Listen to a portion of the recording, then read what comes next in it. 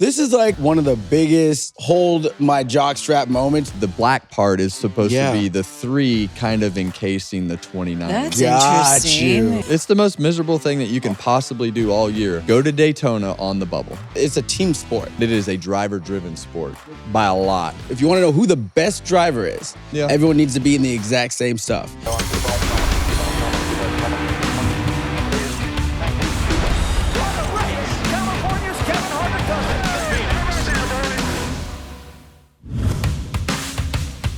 Welcome to Kevin Harvick's Happy Hour, presented by NASCAR on Fox. I'm Kevin Harvick. She's Kaitlyn Vincie. Oh, what do you have? Look, He's got a car. this is one of my die casts as a kid. I need you to sign it before the show's over today. Why? But why? Is it yours? Yeah, it's mine. I thought you showed it last week. No, I had it. No, I had a different. I had a Ron Hornaday line last week. Oh, that's right. So, cool fact about that car. Yeah. Other than it was really slow in 2002. We did win one race, but it was slow most of the year. So we went from year one to that paint scheme and Goodwrench was trying to figure out how to rebrand the car, not being black, but they didn't want it to be white. So they wanted it to be silver and black. And I have all the original renderings of all the different versions of that car. That's cool. So that background was supposed to be the 3 in the background behind.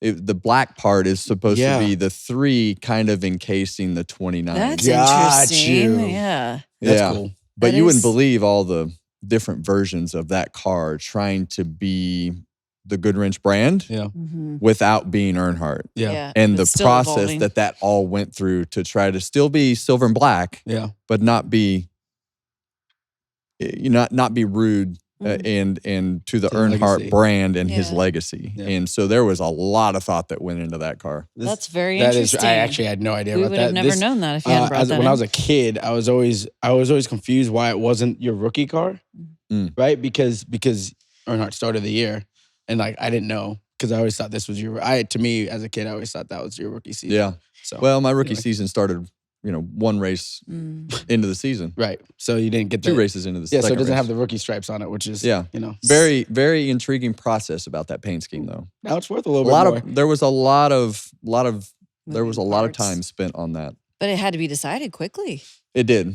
Yeah. Well, that was 2002. That was the next year. But still, the white and red car had nothing to do with the Goodwrench brand, right? So the colors were all completely wrong. But the last thing that Richard wanted to put on the racetrack was a black car. Right. Yeah. The week after Dale's death, so he wanted it to be the opposite. He went from black to white, and I don't know how the red wound up on there, but it was okay the first year with the circumstances, but the second year it needed to be more brand appropriate. Yeah. So you need him to sign it for yourself? No, yeah, it's for me. I'm He still wants a that kid. signature on I it. love this sport, and I love and I'm like thinking about it. Like, man, I have all these die casts. Like, I'm around these people now. Like, we're friends. I'm and around these I need to, for the kid In you. version of me, I need to do certain Yes. things. Hopefully to Kevin has a Sharpie. Reinvigorate the child inside of That body.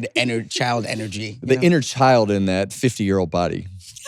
That's crazy. No. I was looking up. That's crazy. Knowing how old you are, I'm not gonna. You look pretty good for 50, but that's crazy. Yeah, He's gonna be 50. gonna be 50. I don't know if I'm gonna look like this in 50 because black don't crack, Kev. No, you're not. Oh I don't boy. look just like this. You're not gonna look like that when you're 50. Your beard's gonna be gray. That's okay. That makes it look better. Your beard's gonna be gray. Speaking of 50, welcome into episode 56 here on Happy Hour. Nice. We have a lot to discuss. Leaving we do. Richmond, many controversial topics as well. I would Yeah, my a guy. Few. My guy is Well- topic number 1 of controversy this week. I love it. We'll preview Daytona, which we is, go. of course, the regular season finale. Yeah. And you've got some sips on tap as Yeah, well. we got some sips. Got some more middle fingers. Yeah. Some shot at me, some shot at other people. Most of them shot at a you. lot of them lot shot of at you, me. But unfortunately. hey, I'm here for it. How was everyone's weekend? My weekend was great. I went to Colorado and raced the Pro Late Model on the Cars Tour West. How'd you do? Well, I led the first 68 laps, and then the 13-year-old passed me on a restart. Yeah. He snaked you. Battle of the Harvicks. I knew. It's not a battle. I knew it It's was. not a I battle knew anymore? it had become more intense when we drove into turn 1 on the restart, and the pipes were sealed off against his door. And I can't see very well anymore, but I can hear pretty well. Yeah. And when I heard the pipe seal off, I'm like, I've got no room out there. And he pinched me down and drove off. He won. He did win that race. And brother, I told you when we watched him go kart, I'm like, everything is going to be so much slower for him once he figures out the cars and everything. And it seems like it is slowed. And we had another capacity crowd. Races were 3 weeks apart because we put the schedule together with Colorado National Speedway late. Those fans are starving for more. They absolutely love their little short track that they have there. So 11,000 plus both races. There was awesome. A couple that called in to the voicemail right after they had met Kevin and Kaitlyn and did a little autograph, and they wanted to tell they wanted to explain how appreciative they were of you guys being out there. But check this out. That was the autograph line. Oh, wow. After the race at the pit party. We've tried to bring back the pit party. Yeah. Nice. 2.5 hours we signed autographs. It's a huge line. After the pit party. I'll get that get that posted up on our very cool. video portion of it. We need that at short track. Yes, Absolutely. we do. I love seeing that. Congrats to the fam. Yeah, it was fun. Good weekend. Is he 5-0 now or 4-0? What's it? I don't know. It was 4-0, 5-0. I haven't won. That's all. Technically, I won, but technically I didn't. No, you didn't. No, you didn't. I won the first half of the doubleheader. Yeah, you got the trophy though. So. Yeah. See, he's modest. I know he's always talking about the standings on our points. He's not modest because no, he's not. Thanks, Kaitlyn. Give him way too much credit. I appreciate it. I'm glad you're in the middle to be the referee. I try my best. Okay, guys, let's talk about Richmond. Yeah. Good race, very entertaining, short track, under the lights. You're looking at me like I'm crazy. No. I'm just letting you do your thing. Austin Dillon. I don't think any of us were necessarily expecting this, given everything that transpired a year ago. Well, we mentioned it. We mentioned how well that the three ran a year ago, but first thing I want to do, I give everybody a lot of grief, and the other side that's listening, when things go good, I would expect some love back instead of just calling me when you don't like what I say, and you know who I'm talking about. But anyway, it was a good race. It was a great race. It really reminded me of the rain tires situation when everybody was all over the freaking racetrack. I think kudos to Goodyear for their tire and the things that they did this weekend with all the fall off and the wear. And that made for a better Richmond race. And I think that the thing that didn't change was the speed that 3 car had. Austin Dillon, and he talked about it on our Victory Lap interview, he had that really low line coming off of turn 4, didn't even go to the wall down the front straightaway, kind of had that little diamond in the middle of the corner, and that works for him. And he talked about finding that line and being able to go to the simulator and replicate that. But the thing that I will say about RCR, and the 3 group has had a good 3 weeks. Richard Boswell coming in there as the crew chief, very intense. But Austin talked about a conversation that they had to have a little sit-down conversation about who they were, what they were doing, things that they needed to change, and they've got some results from that for the last 3 weeks. But the one thing I will tell you, my time at RCR, I don't ever remember going to Richmond, no matter how the year was going, and not thinking that one of our cars couldn't win the race. Myself and Boyer won a lot of races there, and we never went there, whether it was RCR or KHI, thinking that we were going to not win an Xfinity race. And it was the same way in the Cup car. Going into this race, Austin Dillon was 212 points below the line, but capitalized when it mattered most. Didn't let what happened a year ago derail his efforts. That's what's so cool about the sport, seeing the teams execute in the right moments, when the lights are brightest and the stage is the biggest and you can get it done. And this is like the one of the biggest hold my jockstrap moments, because because last year everyone dogged him. Yes. And he really should. He should have won that race. And he didn't run up Joey Logano down into 1 on that restart. And that's really where he should have done that. Whatever. Dogged him, didn't get the playoff berth, right? This year comes back. He got penalized. Right? Won the race, got the penalty. Comes back, does it again. With a different crew chief, right? And Boswell has ice in his veins, because this is the same guy with the 14 group last year and Chase Briscoe that won at Darlington to go into the playoffs. So they already had the confidence going to Richmond. They got a crew chief that knows he can get it done when it matters most, and a driver that felt comfortable there. And this just shows how hard the Cup Series is, but that these guys that run 25th, 28th, if you get them a good car and they have their confidence of where it needs to be, they can get it done when the car is there. Rise I to have the so occasion. much I want to say right now, but I'm going to wait. Yeah, We're going to wait. I'm going to wait No, 'cause to we have got- this debate. And I even brought an extra sheet here. Oh, Oof, man. the points? He's got the points sheet. Ladies and gentlemen, this is going to be awesome. We're going to have a debate. We're going to have a debate a little later in the show. Let's talk about the guy who finished second, Yeah. Alex Bowman, 48 team. Do you think if he'd had more time and actually got to him, he would have gotten around him? Austin You know, Dillon? I thought it was possible that Blaney was going to actually be able The to do guy? something. And his car, listening to him talk after the race, was the worst that it was all day. Mhm. But I felt like the 48 had a shot. And, you know, I feel like they're in a bad spot now. Yeah. And, you know, I think with spot. Austin Dillon winning this race and, you know, I look at Alex Bowman plus 60, Yes. I just don't think that spot's going to be there after this week. I think there's a good possibility that we see somebody else outside of those 14 guys that are locked in win at Daytona. Another And we've new been winner. talking about this for months. Mhm. And, you know, I think that a lot of those guys that have been counting points and not won a race, you just had the feeling that it was coming down to this 14, 15 winners. And I think going into Daytona, you know, being brave and taking chances and putting yourself in a position to win is something that Ricky Stenhouse can do, Brad Keselowski can do, Kyle Busch can do, Chris Buescher. Ryan Um, Preece. Yeah, and you know, I think Priest will be fast. I think that I think when you look at Kyle Busch and Chris Buescher, Brad Keselowski, Ricky Stenhouse, those guys have already done it on a super speedway, Yeah. and they've done it multiple times on a super speedway.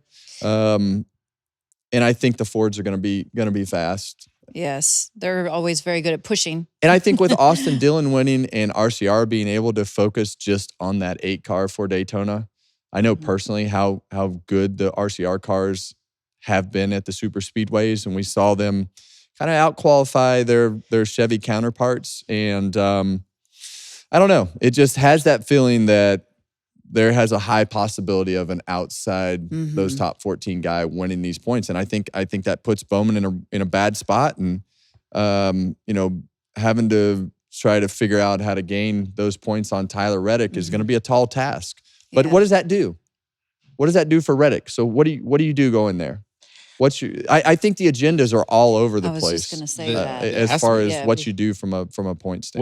What's the gap right there between Reddick and Reddick's 29 89 points, yeah. and Bowman's at 60. So if I don't know. I mean, look at this week. Reddick crashed. I think if I'm the 48 group, I'm trying to apply He said they're pressure. in a must-win is what he was saying. I would go into it trying to apply pressure to the 45. Yeah, and if I'm Reddick, Right? I just follow the 48 around, and if you wreck, just make sure you wreck with him. because You know? if the 48 can apply the pressure and close that gap, like I'm already in the bad spot because if someone else wins, I'm out. Yeah. So This I'm is- going to try and apply pressure to make you be the one in the bad spot. Or if he's in a position to push the 45 and make sure maybe he wins versus someone else, maybe you do that. I don't think You know, that I don't Reddick, I think Reddick is on defense. I think I 100%. would race on defense and trying to minimize the points offs. I think you're right with the 48. I think that he has to try to win both stages and try to gain those stage points, gain 15 to 20 points. And that changes the game if you can get some stage points across those first 2 stages. If you can get 14, 15 stage points and you knock that gap down, you know, to 14, 15 points. Just enough. Then it's a real situation. But if Bowman doesn't score stage points, he's done. Yeah. I think it's interesting with the layout, right? With Hendrick, the other 3 cars, how much are they going to help the 48? 48, yeah. Then you look at RFK. How much are they going to help each other to make sure And the or other try to make Fords, sure? yeah, And the other Fords, because- but you're going to try to make sure one of you guys get in? Well, I with a think an win? Like- interesting one is the Joe Gibbs 2311 because you would assume everyone's going to want Ty Gibbs in there from the JGR camp, but Denny's going to still want Reddick there for 2311. So it'll They be, like you ran said, into there's that a last lot year. of varying agendas to play out. And I think that the politics of it all are thick. You know, as With far 2 as Cs. as far as how do you help somebody, and nobody wants to see Martinsville, but this is a racetrack where you can help. You can push the guy that you want to push. You can choose your lane. Mm-hmm. You can cut a guy a break, and let him back in line. I mean, there's a lot of things that are just a part of super speedway racing that process is all a part of the scenario. So those meetings this week will be very interesting as to what is decided from teams and manufacturers as to what the focus is on and how do you achieve that. Even Trackhouse, right? They got 2 cars in right now. Talk about the levels of stress. If the 99 gets it, they got all 3. So and it wouldn't surprise me at all if Daniel Suarez went out and did just like he did at Atlanta. Why not? I think I point out those 3 or 4 guys that I pointed out, but really everybody has a shot. Mm-hmm. I mean, it's not like the reality is, the reality is everybody has a shot. It wouldn't surprise me if Ty Dillon went out there and won. I mean, and you mentioned all the meetings and things, and you can have all the plans in the world, but a lot of times things just don't go according to plan. They're going to wreck. They're going to wreck. They're going to wreck like crazy. At some point. It's going to be aggressive, and there's going to be wrecks, and you're going to have to be lucky. But I think you're going to have to be in the front, and I think that they're going to take chances on pit calls. There's going to be all of it, and because it's just guys that have to go for it. But let's not forget, the regular season points championship is William Byron. Oh, it's over already. It's over. Oh, okay. Yeah. 1 week early. The traditional point system is over already. I think that the race for second is important.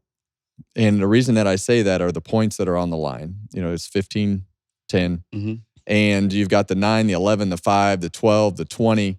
I mean, you got to get all the points that you can get. Mm-hmm. So, I mean, when we talk about agendas, you've got the regular season second place points battle for those extra playoff points. You want to get all that you can get, and those guys are pretty close together, stacked into points. Let me ask you guys something real quick. Battles within the battles. Yeah, let me ask you guys something real quick. Do you think that the 24 team and William Byron have been the best team for the first 26 races? If you look at it, I know what the numbers say. They had a tough stretch there for a while. If you look at it, you're like, man, they are the champion. Like, that is who I'm hanging my hat on. I thought Briscoe, towards the tail end of this Last stretch, 10 races. had been. Yeah, and when I look at it, William Byron has won 2 races. When I think of his season as a whole, it's been pretty up and down. Mm-hmm. But I think that they've performed pretty well. I think a lot of that. I think next gen racing in general is more inconsistent than what we've been used to in the past. Mm-hmm. And I think you're going to have more DNFs. You're going to have more off weeks. And how do you minimize those off weeks? But as I look at this list, I can't pick anybody out that's had a better regular season. I think that Kyle Larson started off like a ball of fire. After the Indy 500 hasn't been, that car that's been capable of leading laps and dominating and putting himself in position to win a race. Quietly finished 6th this weekend at Richmond. So I don't really know where they are as far as Kyle Larson, but I could argue maybe for the 5, but I think that William Byron and Denley Hamlin have probably been the best 2 cars. I think in the last 10 weeks, I'm standing by Chase Briscoe in terms of what they do in qualifying on Saturday, the speed they have, the finishes they've had. They haven't made a lot of mistakes. I'm not talking the whole regular season. No. I'm just the saying if they had one more, I would. would probably agree with you. But they've accumulated the most. It was up until Richmond, the last 10 races, they had accumulated the most points. But here's the thing that stands out to me with William Byron winning the regular season championship. He's got 241 stage points. The next guy is 217, and that's Ryan Blaney. Okay. So, and it's a pretty good gap after those guys, from a stage point. So those guys have scored a lot of stage points. And when you're scoring stage points, what's that mean? Means you get running a up lot front. of That means you're running up front. Yeah. So when you're running up front, and to me that shows that you have speed in your car, but that's a lot of damn stage points. You never That would. is a lot of stage No one all year has been like, oh man, that 12 car has been light. They've been better earlier than any other time of his run over the last few years. But no one's been like they've been blazing fast. But the numbers say they've been up front second most as everybody. Yeah. So and let's not forget that Buescher had the 30-point penalty. I had almost kind of forgotten about that until they referenced that and what impact that actually had. So, I mean, there are a lot of things that that you can look back on at this point in your season that just happened. You can probably say this could have been prevented. I could have done that. But when you look at that 30-point penalty, it definitely makes things look different. Definitely changes. It does. Definitely looks different. So, sometimes those self-inflicted mistakes or gambles, in their case, mistakes, whatever, however you want to put it, have a tremendous effect. And that's why, and I know Boyer hates it when I say this, but every point matters from the start of the season at the shootout or whatever we call it now. At Daytona. Daytona. The 500. No, the qualifying race. Oh, the qualifying. Oh, Yeah. sorry. The duels. Yeah, the duels. Sorry. There was a I got a couple little bit Anyway, confused there. We know what you're trying to say. It's still the Winston Cup Series. Yeah. But anyway, those points matter right from the duels. Yeah. And those points in those duels start your season. And we've seen guys lose by small points. And you talk about penalties, you talk about the duels, you talk about stage points. That's why the grind is so important. And that's why I talk about the William Byrons and the Christopher Bells and that inconsistency of that grind. And you have an off week or whatever the case is, whether it's performance or those things, and you give up 2 or 3 points with a 15th or a 16th place finish. Bless you. I was like, are we going to acknowledge that or no? Okay. Your sneezes are a lot quieter than mine. But I would have blown this mic off. The grind matters, and that's where it starts to show up right here at the end of the year. For sure. So I want to go back to Richmond for a little bit and talk about Joey Logano because they had a rebound performance after crashing in practice. Didn't have to go to a backup car. But this is usually the point in time where we see Team Happening again. Penske start to come Here around. we go. And when you look at the playoff races, I mean, half the tracks are pro Penske with the places that they can perform well. And they've been good at Kansas. They've been good at Vegas. You show up at Richmond, they got 3 cars in the top 5. You can't ever count these guys out. Logano has the trouble in practice here. He has a flat tire in the race and still finishes in the top 5. And from what he said after the race, a car that was capable of winning the race. And those guys have been dominant at St. Louis. And so it's that time of year where the Penske cars show back up, and here they were at Richmond. Yeah, they did exactly what they needed to do from their group and what they expect to do. They know what their home run swing is, and they know when to apply the pressure and when it's time to go. They have the blueprint. It's just obvious. Like the whole organization They do. does. You're right. That's a good point. Just that team has gone to battle and capitalized a lot. When you think about Paul Wolfe and all the success he's had, and this team, a lot of the guys on there have been with them for a number of years. I'm sure they will be a threat come postseason time. Joey started because he started are. in the back this week, so he's the first guy to do driver intro, the first guy through for driver intros. And I'm like, man, you're not usually this far. I don't see you this quickly. And he's like, yeah, it's gonna be real fun. And he didn't really have that like confidence that it was gonna be fun, but obviously they had a good car. And I think when you look at the race and we talk about the tire that Goodyear brought and all the strategy and the fall off and everything that went into it, it was just a traditional style looking NASCAR race. No matter what generation that you have, it's the kind of race that you really are looking for. Yeah. I know that there's a lot of work that needs to be done to the car, but the tire made it a lot better. If the tire's not right, then it doesn't matter how good the car Doesn't is, right? matter. Right. Yeah. Okay. So Doesn't like, matter. where I think people were like, whoa, it's an outlier. We're just like, no, it shows that you can do it. So like, as the tire is changing, the teams are changing the car, and everything is changing at the same time. So it's a lot of work. I think that, they've spent millions of dollars. NASCAR has spent millions of dollars aero-wise on this car, changing diffusers and this and that and, everything that they have going on underneath the car. I think everybody should go look at Cole Pern's tweets, with everything that he talked about with the car. I think there are other things that can happen with the car that might move the needle. I think it's weight. I think it's aero. I think it's side force. I think it's power. I think that the tires can still be better. So I hope that we don't wait. And being involved in this, I know how hard NASCAR has worked on it to try to move the needle. But you got to think differently because the tire really moved the needle this weekend. So it's not just the car. And like you say, getting the tire right really makes a difference. And maybe we need some more tire codes, at these different styles of racetracks like we used to have a number of different tires to tune it more towards each track. Yeah. We went to less tire codes, but we really moved the needle with the way that this race looked this weekend. Yeah, it definitely made for a much more compelling event with that. Mentioning the tires, lots of issues out there on pit road. And those are the kind of mistakes that's going to knock you out once the playoffs begin. Once again, we saw the 19 team with the assist on pit road for Bubba Wallace. Yeah. But you said you're in favor of this now. Well, I was a little confused. I didn't even know this was a rule when we saw it the first time and didn't really think I liked it. But when I look at the scenarios that have happened and everything that has gone on from a safety aspect of it and everything that we've seen with the other crew being able to put the tires on, not have to throw a caution, not impede the style of race, not go on the racetrack with 3 wheels or 3 tires on the car, this is a good rule. And, I think it's, it just, I think more than anything, I had to understand it. But here again, didn't have to throw the caution. You didn't have the car drive around on a racetrack with 3 tires, not only tear thousands and thousands of dollars worth of stuff. Nobody got hurt.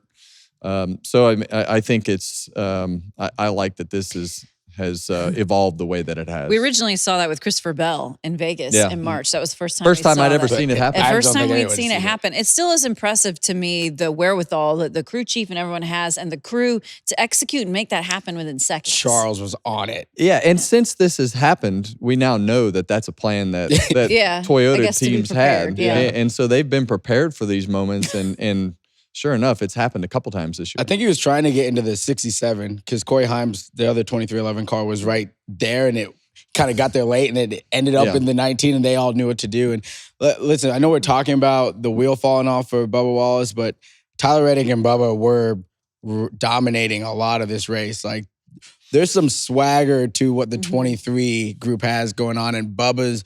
I said it when he won, like the guy that used to be smiling all the time and was happy and go lucky. I think that guy's back, and it's changing the air at that place. Well, we talk about it all the time. The mental side of this sport can be devastating, and I think the pressure that was on Bubba. He started the year fresh, got a new crew chief, had a lot of good performances, had a couple weeks where things didn't go right, and then all of a sudden.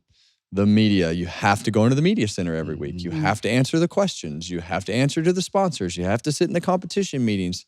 It's draining, and it is really hard to deal with, from a mental side. And I think that relief of that win from a mental side for him, this is a couple of years that we're talking about, 2-3 years of being in that mental state, makes it difficult to go out and be happy. Yeah. And I think You'll hear that in Jimmy Johnson's interview this week that I did with him, just how unhappy he was mentally. And that happens to every one of these guys in the field because there are weeks you're going to go through a slump. You're going to get asked hard questions. You're going to get criticism on social media. Nobody deals with it more than Bubba on social media. So those guys being in the right frame of mind, they look a lot like they did at the beginning of the year. And if you don't have the right people around you in your team to keep you focused and re-engaged. Yeah. But I still don't think that Tyler Reddick. I think the performance of the 23 is better than the 45. Yeah, it has been from a speed standpoint. Yeah. I think that Reddick figures out how to finish races and do the things that he needs to do, and his experience is starting to show in the series. But I still don't see Tyler Reddick as as what he was last year from a race-winning capability. Regular season champion. Yeah. And I haven't seen that all year out of the 45 car. You were talking about kind of the mental relief when you have a breaking point and things are positive again. I want to mention Josh Berry because he hadn't had a top 10 since Kansas in May, was able to finish 8th on the day. And SVG was 14th, people, by the way. On a what kind of a track? On an oval. Oh, okay. Yeah. Okay. And I think, that 15th to 18th, 19th average finishing position in a round typically will advance you through the first round. So, if he can get those 14th, 15th place finishes in the first round with the points that he has earned, he could make it through that first round. And why would you bet against him? Why would you not pick him on a road course? I don't know. Maybe I can ask two of my fellow members Colleagues. here as to Colleagues, why. friends. He was Why? struggling. Yeah, He like, couldn't what are you even- gonna call he was it? like, what do I call them? Why would you not pick SVG on a road course? But my point is, why would he not be the favorite for the Roval? Yeah, I mean, if he makes it to the second All right, round. I'm picking him. I'm saying that now. Okay. Okay. at the beginning of the year, we talked about what we thought this season might turn into, and for different people. Mm-hmm. And when we were talking about SVG, I said I almost have him going through the round of 8.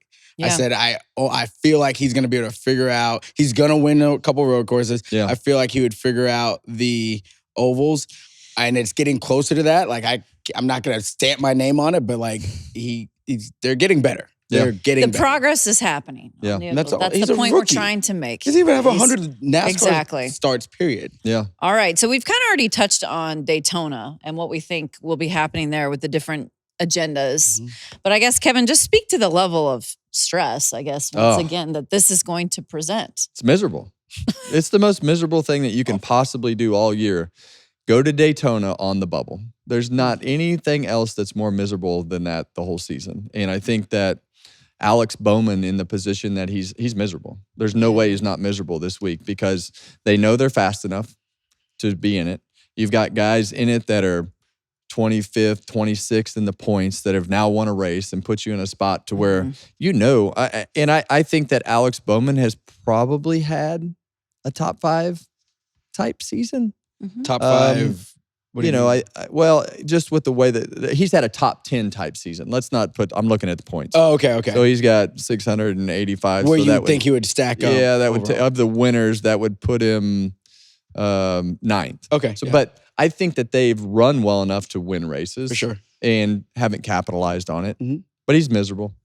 He's going to not sleep all week. He's going to second guess everything that they've done. The team's going to do the exact same thing. But once you get to the track and you're there, you're like, all right, it's almost easier because you know in his position, you know what to do. The hardest part is going in like Reddick. Well, what if something happens? And what if Bowman has a great day? Should I race for points? Do I need to win? Not knowing what that scenario is. Now, they've got a 29-point cushion, so you can lean pretty heavy towards the point side, but what if you lean towards the point side and the dude wins and I mean, there's just... This is why that points play is tough. Yeah. Winning is the simplest remedy for it all. Win and win. But it's miserable. And it's easier. It's definitely easier for Alex and Blake to be like, we're going to go this direction. Yeah. Because we can kind of control our destiny a little bit as much as you can, right? Yeah. When it's for Tyler and Billy, it's like, look at all these variables. Confusing. That's it. And Yeah. it's hard to decide what the best thing to do is because you are the one with all the things to lose. Yeah. The 48 really has everything to gain, which is I'd do everything the 48 does. be the safest way to do it. Yeah. Just copy the 40. If they pit. I'd just copy them. Because if he's gonna wreck, just wreck with him. Right? But seriously, Yeah. because he has to beat you by so many spots that like it's not like it's one spot. Yeah. So if I you- would lean heavily towards just points Mhm. and racing a smart race and just surviving for the 45. for the first 2 stages. Yeah. And, I would base stage 2 off of what happens in stage 1. Mhm. If the 48 doesn't score any points, then I would become even more conservative because of the fact that, he's really the only guy that they're racing. It's a precarious situation to be in, that is for sure. So which manufacturer you think will be the most dominant, I guess? I think that 8 car is going to be fast. I Okay. think that Ford, Mhm. I would lean pretty heavily towards just because of the fact that they've been so good on these super speedways. I think they're going to out-qualify all but those Chevys unless they've made gains. You don't know. I don't know. Mhm. You don't know if they've made any gains on their super speedway engines and packages. I don't see it being a lot, but I think Ford was a fair amount ahead of the rest of the manufacturers. On that side of it, Chase Briscoe did sit on the pole at the Daytona 500. So there's going to be surprises, but I think off of past history, I'd have to lean towards the Ford camp. Yeah. Yeah. I mean, especially the Team Penske cars, they just have for years been the best at working together and controlling the front of the race. But also Ricky Stenhouse Jr., man. And Brad, there was a point where Brad Keselowski was... that 6 car is going to be tough. Yeah. That 6 car is going to be tough. After Atlanta? Ooh. That was his bread and butter. That 6 car is going to be tough to beat this weekend. He's strong. And he is fired up. Like, they've run better. They've run better. And when you run better, all of a sudden you start walking a little bit different. You have a different confidence to you. Everything feels a little bit better because now we're getting closer and you can see it, the light at the end of the tunnel. That's right. It's going to be a huge weekend for the Cup Series. We can't wait to see how it unfolds. Some news came out this morning concerning the Xfinity Series I might add. O'Reilly Auto Parts. They're now going to be the new premier well, I'm name. really happy, for what is the Xfinity Series now to have O'Reilly come in and sponsor the series. But I have a lot of questions. Okay, what are they? Are they the same company as Advanced Auto Parts? So what happens to the Advanced Auto Parts weekly sponsorship? Yeah, and the second thing that I think we need to work on is giving I don't know, I guess we'll just call it the Xfinity. Identity. We need some identity for this series. We have the NASCAR Cup Series. And now we have the Bill France Cup, and we have all these things that are true to the Cup Series. And then the trucks are the easy one, right? Especially with Craftsman. I mean, they're just trucks, but they're awesome. trucks. Even if Craftsman is not there, it's still the Truck Series. And then you have the Cup Series. So what is the Xfinity Series? So next year, are we going to be the O'Reilly Series? And then everybody's going to be like, what the hell's the O'Reilly Series? I don't know. But I just think that we need some consistent identity for the Xfinity Series as to what is it. So what is your suggestion? I like his suggestion. I think it should be the Grand National Series. Okay. Yeah. Because we went back to the Cup Series, right? We are the Cup Series. Make it the Grand National. And it's just the waters are muddy with all the different... I understand why we did it before, right? For branding purpose and everything. But you can still brand it. Yeah, you're still going to brand it great. Branded, but just lock it in. Yeah. And I think that when you talk, so much in today's world is trying to have that identity to brand something correctly. But it confuses the fans when the branding changes from a sponsorship standpoint, when you don't even know what the series is, right? It's AAA baseball, it's Major League Baseball, it's AAA, AA, single A.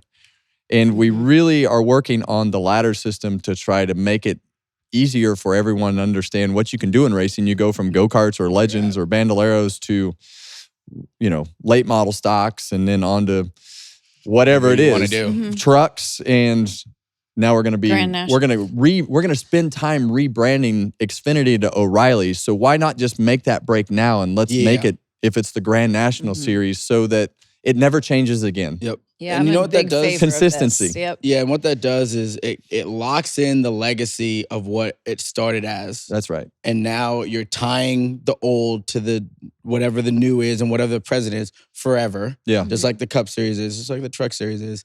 And I think it makes people a little nostalgic, and you reminds you of the Randy LaJoys and the Jason Kellers and all those guys that really laid the fabric down for that. Series. And I'm really excited. I'm happy that they sold the sponsorship. I love the Xfinity Series, but it's just a little muddy. Let's lock something in. Yeah. So I want to document these two are agreeing right now, but they're about to not. Because we have another subject we want to bring up, and it's involving a tweet that our friend Mamba here posted. My friend. To the fans about this championship format, which people are weighing in on this all the time. About this. Oh, they're weighing in. They're weighing in. They were definitely weighing in. So do we want to show the tweet first? Yeah. And you can take it from here. Yeah. Because this was your thought, so I don't want to put words. Tell us. I don't know if you mistyped or were drunk when you typed or what happened, because it seemed like you might be drunk. I was still in bed when I put this out, but was this in the morning? Were you sleeping? No, it was in the morning. I'd already been. It seems like you might have been typing half asleep. I said, because this is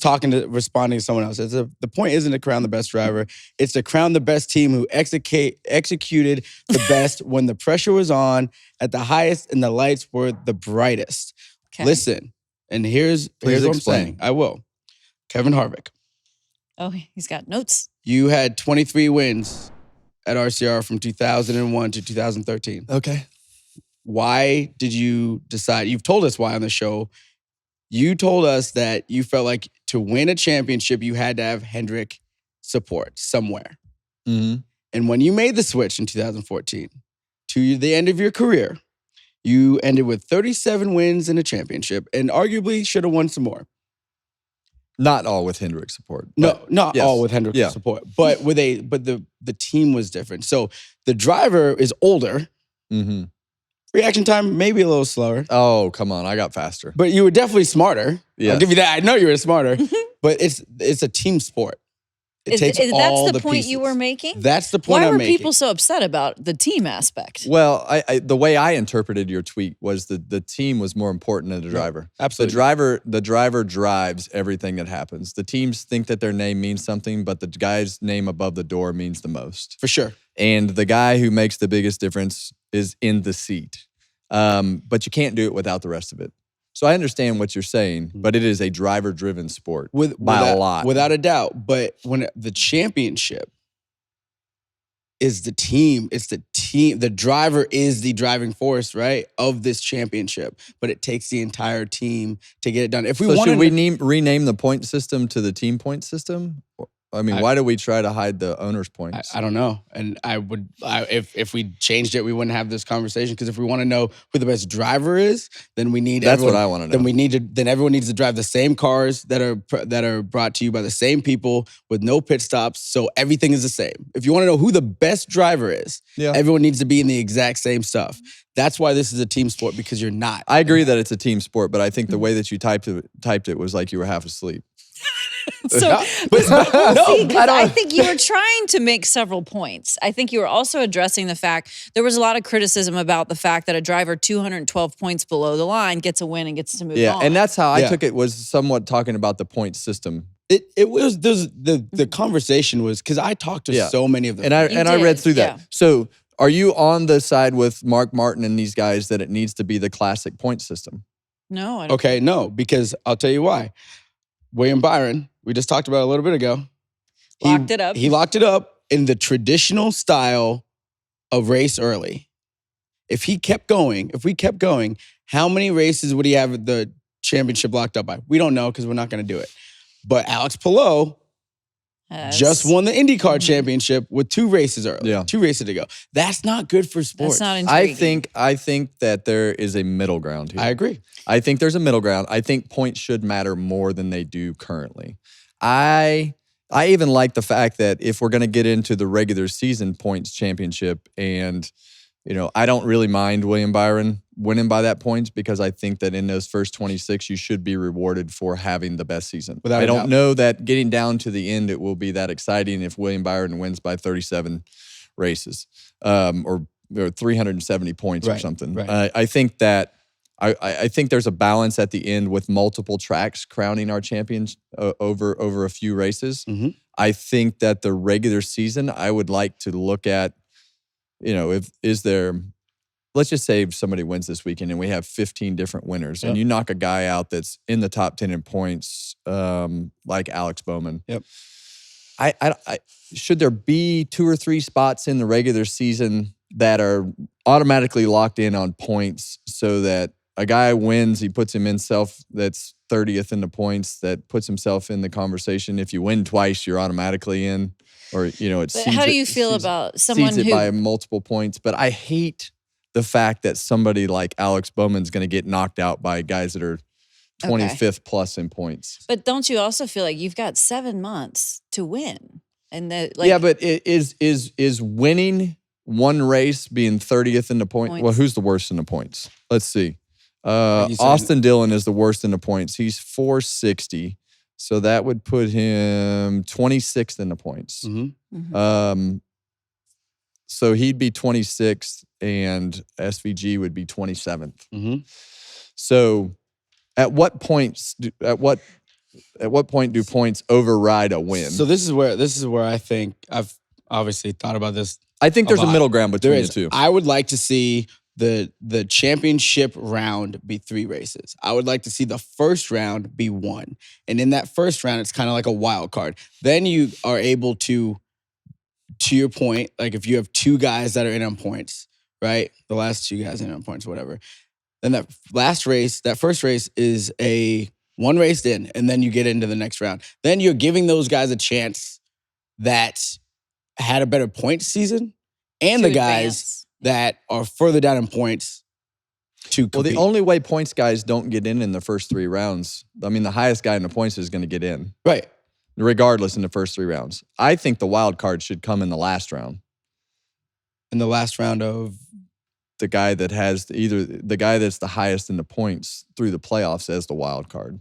Oh, interesting. Well, and I think, didn't you once say you thought the regular season champion should maybe be advanced the next I think that round? the regular We've said season that champ on here, should yeah. be advanced somewhere into the playoffs Okay, automatically. yeah. I think there should be more weight off of 26 races than there is 10. Mm-hmm. So saying all that, I don't know how you put your arms around all this and come up with something that's not so damn confusing. Mm-hmm. And that's the part I get for the traditional point side of the things. Just let the points run traditional championship. I like more merit on points. I don't think it's the end all. This is how it needs to be. I still think there Go should ahead. be more merit on the team that got the most wins too, though. I think of some of your I think that there's. seasons. I think that the compound winning formula. If you win 1, you get 5. If you win 2, you get. Okay. You get more points the more wins that you get. So one is worth. First one's 5, or I'm just using this as an example. First win is 5. Second win's 10. Third win's 20. Because you had 9 one year and you weren't in the championship 4, right? Yeah. See, I have an issue with that. I have an issue with that too. And I think there's a way to make those wins mean more and still reward the guys that get the most points. Yeah. If you win the regular season championship, I think that you should be advanced around the show. I have no problem with that because then that championship really mattered. The regular season really mattered. Yeah. Cool. And the other thing is, Kevin, when you guys raced with the old point system, right? And when you want to win, that's all we want to do is win. But people were okay with taking a good points day. Now they don't take good points days and they push to win. Yeah. And I now want you to do both. And so we got to find, that's what we got to find. I want you to push to win and try to collect the most points. And I'm cool with that. And make it all matter because maybe I fell asleep. I don't know. But did they even talk about William Byron winning the Very regular season minimally. championship? It was kind of glossed And over. it needs to be. Barely. Yeah. I mean, it needs to be. Like that needs to really mean something so that if he does win it, if somebody does win it a race early, this is taking you to the championship 4 or whatever that reward is. You're guaranteed a wild card spot in the championship 4, whatever. I don't know what it is, but I just know that the balance of it all right now is off. And I look at if you win multiple times, you probably need to be there. And if you win one race and you're 26th in the points. Well, hang on. Don't, easy, because if you win multiple times, like SVG, people are going to be very upset. The fans are never going to be happy. They're going to be very upset. Nobody, I'm not going to be 100% happy. You're not going to be 100% happy. And we'll just act like we're fans because that's really all we do anyway. We don't fans with opinions. Yeah, we're just fans with opinions. And nobody's ever going to be happy in this situation 100%. But there's a compromise. Oh, for sure. There's a compromise that is here. So I don't know who's making those decisions and So, I think it's pretty clear they are looking at it, though. There may be a big change coming. Everyone's year. always looking at it, and I think I don't know who's looking at it though. That's true because I think it's NASCAR and TV looking at it. I don't know. You don't think the teams are all that involved? I mean, there's been people that are involved, but I think the conversation has shifted. Yeah. To a smaller group. So, long story short, your tweet. Back to the tweet. Back to what started this. We are not on opposite sides of that whole conversation. I think that I think I'm a lot more in closer to tandem. everybody than what they thought I think it it was. was word. I think people misinterpreted what you were saying. I think they didn't read the under tweet because it was I don't think they read the conversation, which is fine. And if y'all think that I sat and spent one of my Sundays off thinking about who's tweeting me back while I'm sitting on Lake wait a Norman second. poolside. Wait, you're answering to the people that tweeted you back. So don't act like you're not paying that was in attention. the morning. I have to post that. So you didn't read the 1,000 responses? I have no idea. There was a 1,000 Oh. responses. Denny Hamlin weighed in. Hey, man, I'm just glad you acknowledged me, bro. I appreciate you. That means that you acknowledge my opinion. Responds. Yeah. Because he doesn't Don't ever acknowledge forget anyone's that the opinion. drivers are the most important piece of the puzzle. Hold up. I know they're the most important piece of the puzzle. Like, I know the pit crew guys, some of them want to think that they're more important. Well, we do not, as a crew member, like when I have a guy that I know can get the job done, that makes me work harder. Yeah. That makes me more excited. When Kevin shows up by the shop at SHR, there's 300 people there, and you see Kevin walk through, God dang it, that's my guy. I need to get to work. Yeah. I need to get this thing done. There's a reason why we are at the shop until 11 o'clock at night trying to get this one little thing right. But to say that the team doesn't matter, I can't get down with that because my whole life is on this. The way I read it was you were trying to give credit to teams who make it happen in those clutch moments as well. And the driver is a part of the team. Stage I was reading it as you were trying to give credit to the teams that made it happen in that moment, as you were kind of defending the current points. Well, I think the teams that win when it matters most, I think that's badass. You just misinterpreted. Yeah, literally. You're misunderstood. That's why I was like, why is everyone so mad at me? They were mad. Nobody's mad. Yeah, they were. Yeah, they were. There was people mad. They're gonna be mad if somebody wins by 300 points. That's why I'm saying there's a middle road. They're mad at SVG for winning 4 races. No, they're mad that he won 4 road course races. But if Chase Elliott won 4 super speedway races, they wouldn't care. Yeah, fair enough. It's true. Very true. It's very circumstantial. So anyway, he is acknowledging. So who's the regular season champ? Who is it over? William Byron. And you know who? I didn't hear it. I didn't find much William coverage. Byron to win the championship at the beginning of the year. I don't know. There we go. Oh, okay, you don't know. I'd ask you who your championship 4 are right now, but I don't know. You don't even know. One winning it all is all that matters. So.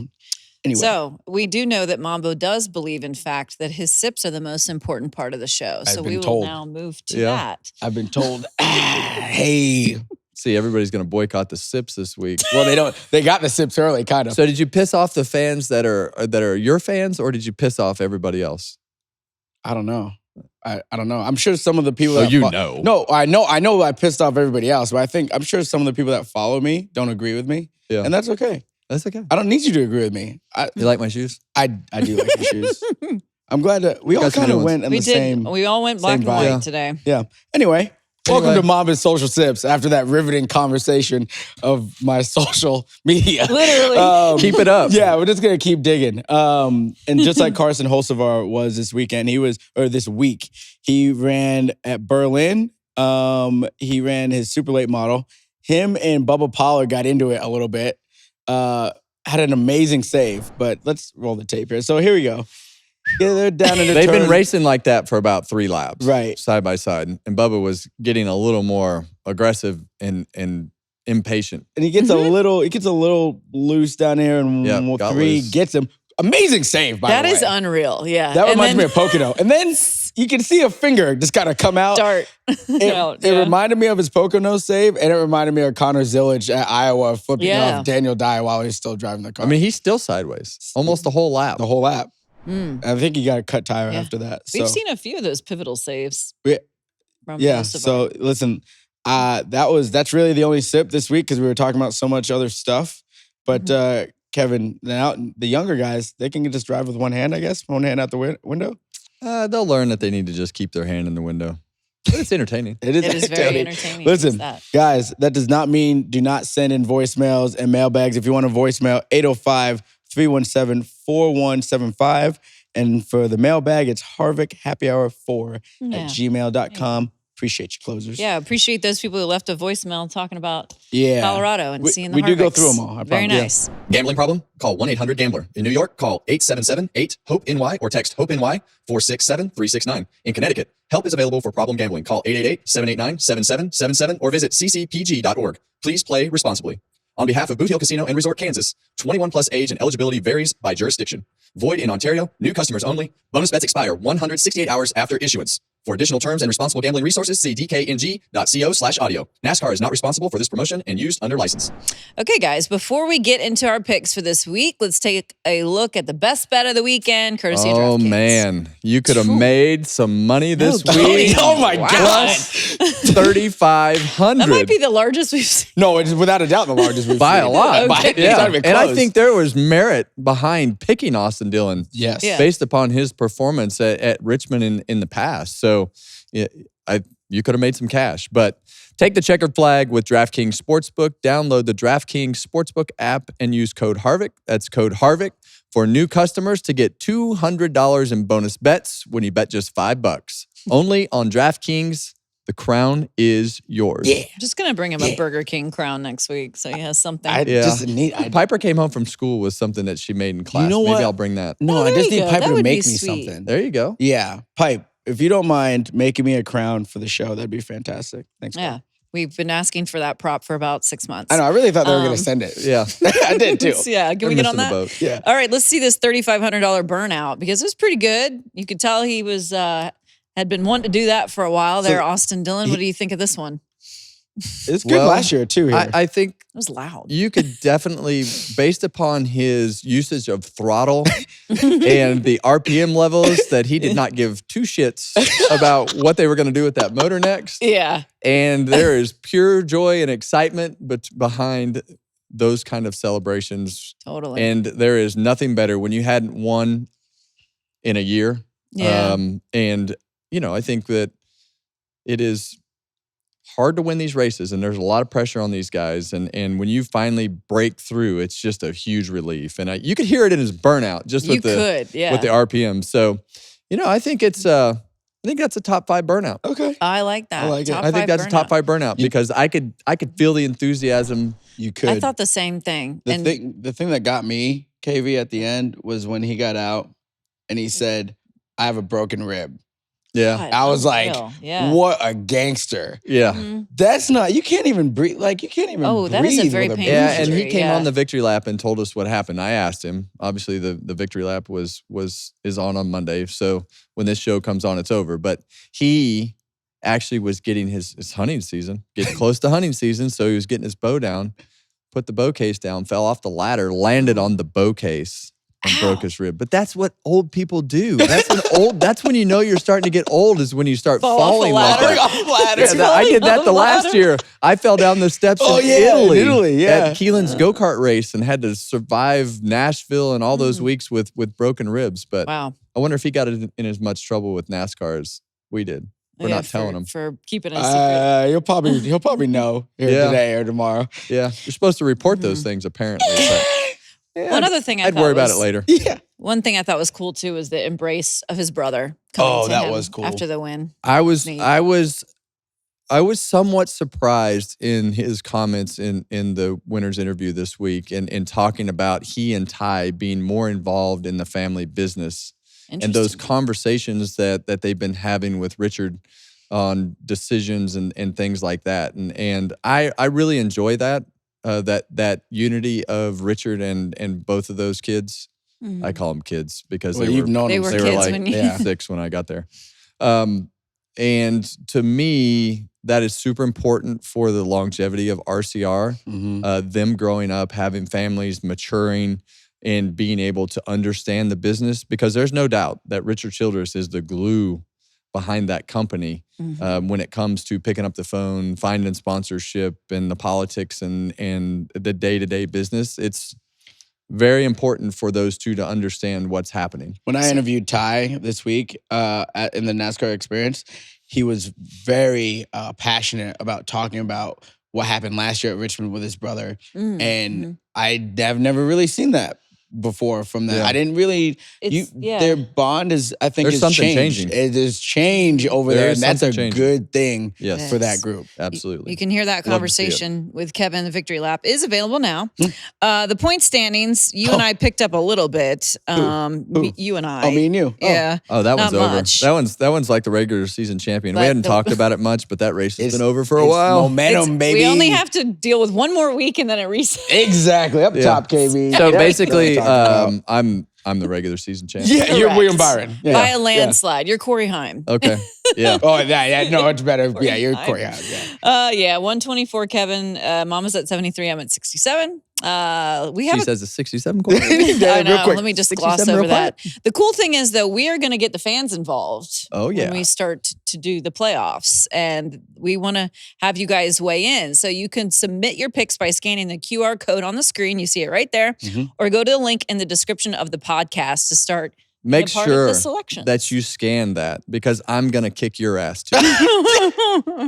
Yeah. No, All he right, ain't. closers, you got to Yeah. weigh in. I am. So you can weigh in for Daytona by scanning that code. So it's time for us to make our picks. Who we think can get it done this weekend. I'm in first. You're in last. You go first. I'm going with Chris Buescher. Okay. I'd love to see. We've talked about the strength of the Fords. Yeah. We know he can be good there. He is currently below the line. So if he could do it, I was surprised how far off they were at Richmond. It was, and really yeah. the last few weeks they hadn't run well.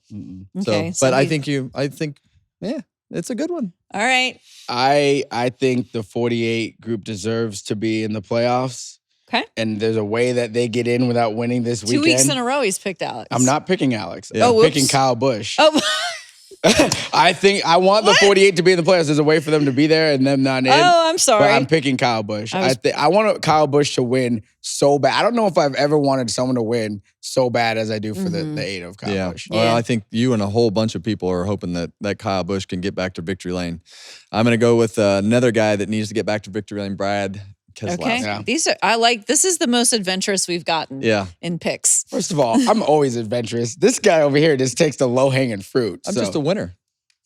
whatever. That's what you can call me. Just call me winner. All right, winner. Do me a All favor right. and sign this while we're There doing you this go. show. Yeah. Yeah. Don't unplug yourself.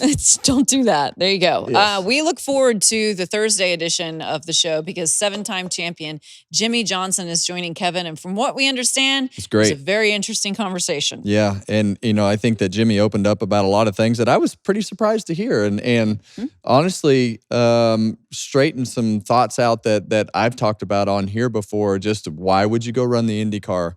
What happened at the end of those last 3 years? He answered all those questions, so There you it'll be a pretty fun listen. So hopefully everybody tunes in on Thursday, and Mamba has some more stupid tweets. Yeah. There you Hey, go. Tweets get him and going. I like it. I like it because it's not you. That's That's right. right. You like it. 2 of the sports greats talking on Thursday. So that'll Yep. be cool. All right, everybody keep subscribing on YouTube, wherever you get podcasts. Leave a review, leave 5 stars. We'll see everybody after Daytona.